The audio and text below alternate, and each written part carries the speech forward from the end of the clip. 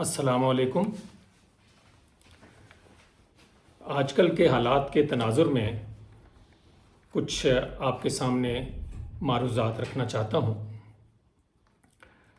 تاریخی طور پر جب حمود الرحمن کمیشن رپورٹ کو پڑھنے کا اتفاق ہوا تو اس کا پہلا پیراگراف دل کو دہلا دینے والا تھا۔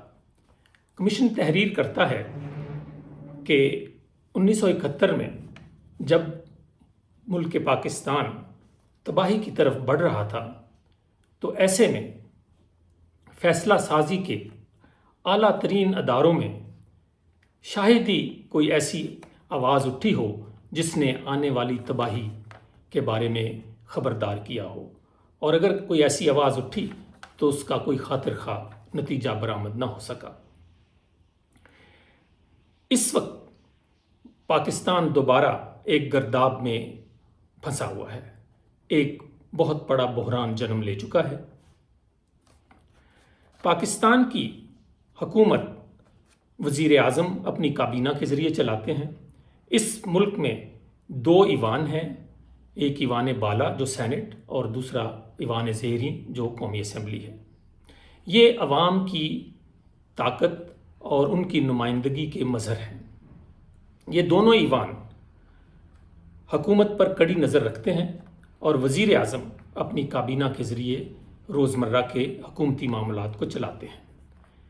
لیکن پاکستان کی 74 سالہ تاریخ اور مخصوص حالات کے پیش نظر کچھ اور بھی ایسے ادارے ہیں جو ان تمام سے بالا تر ہیں، اور ملک کی تمام پالیسیاں چاہے وہ قومی یا بین الاقوامی ہوں، ان میں کچھ اداروں کو ویٹو پاور حاصل ہے، اور اگر کوئی بھی اس چراغ کی لو سے اپنا دیا روشن نہ کرے تو وہ تاریک راہوں کا مسافر بن جاتا ہے اور بھول بھلیوں میں کھو جاتا ہے۔ اسی وجہ سے تمام سیاستدانوں نے اس کو اپنی حرز جاں بنا کر اپنے سیاسی عقیدے کا ایک عنصر بنا لیا ہے۔ اس وقت ملکی حالات کسی سے ڈھکے چھپے نہیں، عوام کا کسی ادارے پر کوئی اعتماد نہیں، سخت محاذ آرائی ہے، اور متحارب قوتیں ایک دوسرے کو نیست و نابود کرنے پر تلی ہوئی ہیں۔ آج سے محض 2 ماہ قبل ملک کے حالات جوں توں کر کے چل رہے تھے اور ملک لڑکھڑاتا آگے بڑھتا چلا جا رہا تھا۔ معاشی اشاریے مثبت تھے اور یوں معلوم ہو رہا تھا کہ عوام 2023 میں صرف اور صرف کارکردگی کی بنیاد پر حکومت کو بدل دیں گے اور یوں جمہوری عمل آگے بڑھتا رہے گا۔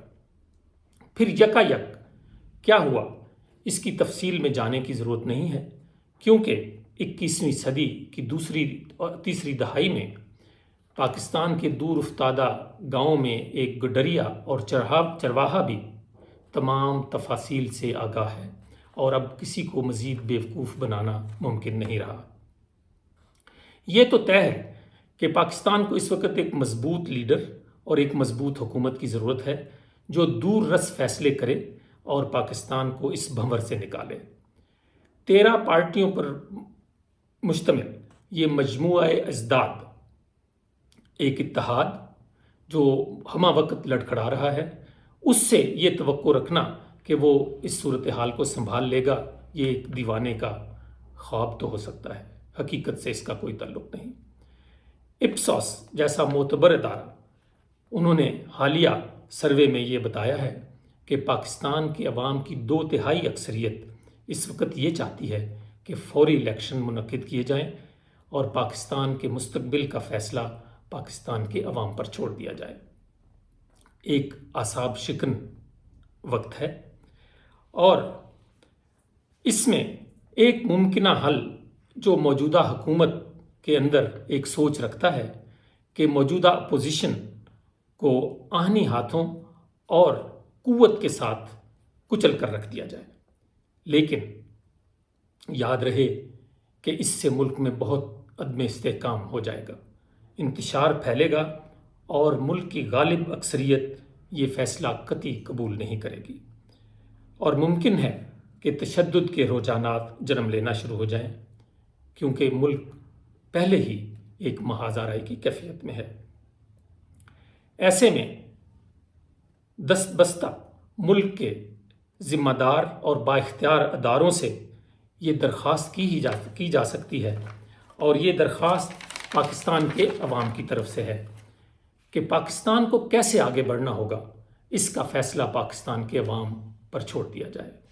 پاکستان کی اجتماعی دانش غلطی نہیں کرے گی، پاکستان کے عوام پر بھروسہ کیجیے، پاکستان کے عوام غلط فیصلہ نہیں کریں گے۔ آپ پاکستان کو ایک انتہائی شفاف اور غیر جانبدارانہ انتخابات کا تحفہ دے ڈالیے، اور اس کے بعد ملک کو عوام کے نمائندوں کے سپرد کر دیجیے۔ پاکستان کی خاطر، وطن عزیز کے لیے ملک کے اداروں نے جو قربانیاں دی ہیں، اور دہشت گردی کو جس طرح شکست فاش دے کر اس ملک کو ہمارے اور ہمارے بچوں کی خاطر محفوظ بنا دیا گیا ہے، اس دوران ہمارے جوانوں اور افسران نے اپنے خون سے بہادری کی وہ داستانیں رقم کی ہیں جن کو رہتی دنیا تک یاد رکھا جائے گا۔ اپنی افواج اور جوانوں کو دیکھ کر ہمارا دل اور ہمارا خون جوش کھاتا ہے۔ آپ ہمارا سرمایہ افتخار ہیں، آپ پر ہمیں ناز ہے۔ آپ کا اور ہمارا ایک دل کا رشتہ ہے۔ آپ سے دوری کا ہم سوچ بھی نہیں سکتے، لیکن دل کا رشتہ نازک ضرور ہوتا ہے، اس میں دراڑ نہیں آنی چاہیے، کیوں کہ یہی رشتہ پاکستان کی سلامتی کا ضامن ہے۔ ہم فطری حلیف ہیں، پاکستان کے عوام اور افواج پاکستان فطری حلیف ہیں۔ پاکستان کے عوام نے بھی بہت قربانیاں دی ہیں، اور افواج پاکستان کی قربانیاں تو کبھی مورخ ان کا شمار بھی نہیں کر سکے گا۔ ان قربانیوں کو ضائع نہیں ہونا چاہیے۔ پاکستان کو ایک مضبوط معاشی اور فوجی قوت ہی آگے لے کر جانے کی ضمانت ہے۔ ہم ہر حال میں اور ہر وقت میں آپ کے ساتھ اپنی وفا کا رشتہ نبھائیں گے۔ آپ کو ان کروڑوں پاکستانیوں کی طرف سے یہ التجا ہے، ان پاکستانیوں جنہوں نے اپنا پیٹ کاٹ کر آپ کو خوبصورت لباس، اعلیٰ تنخواہیں، چمکتی گاڑیاں، مہنگے ہتھیار، بہترین علاج، خوبصورت رہائش گاہیں اور بے شمار دوسری مراعات بہم پہنچائی ہیں۔ پاکستان کے عوام آپ سے یہ کہتے ہیں کہ قسم خدا کی محبت نہیں عقیدت ہے، دیار دل میں بڑا احترام ہے تیرا۔ آپ کو ان پاکستانیوں کا مان رکھنا ہوگا۔ ہمیں یقین محکم ہے کہ پاکستان کے عوام یہ سمجھتے ہیں کہ ہماری جان بھی چلی جائے تو آپ کے ساتھ ہمارے لاڈ اور پیار میں کبھی فرق نہیں پڑے گا۔ آپ ہمارا پیار ہی نہیں، آپ ہماری مجبوری بھی ہیں۔